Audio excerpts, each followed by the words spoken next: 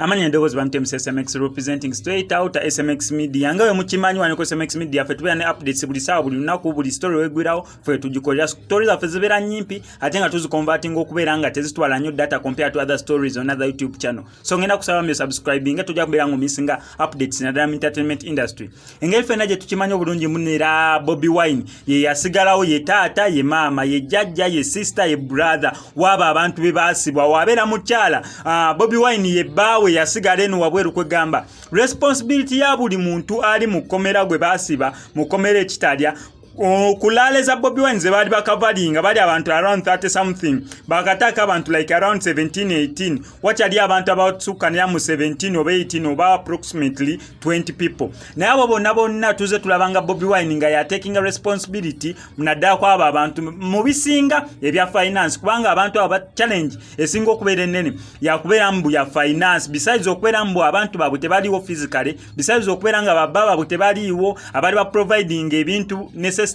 mumaka Bobi Wine yasala taking a responsibility yecho niye tumulaye bulijjo nga akuba campaign azini nga akuba meeting ezenjawulo n'abantu baba abantu bebasibira mukomera ekitalya naye kinsansiza nnyo okubeera nti yawe yawulidde amawulire ga mutabani wa Nubya Ulia noengamba Nubyani mutabani wa Edi Mutwe gwe yazaliddwa olunaku olweggulo zabadde ensubira zigenda awo mu ssaawa emu awo ssaawa emu 12 awo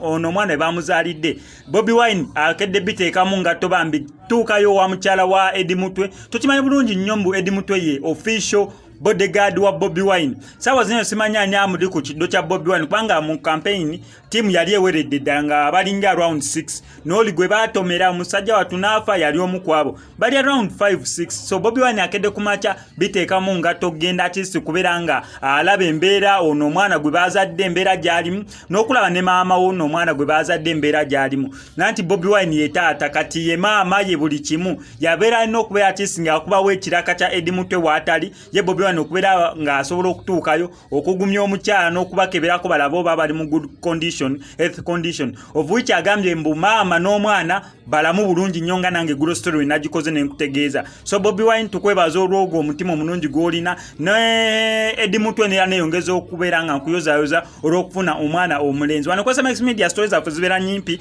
ate stories zaffe zibeera tuzikonvatinze nga ziwewuka obutakutwalira nnyo data compared to other stories on other YouTube channels. SMX I sign out.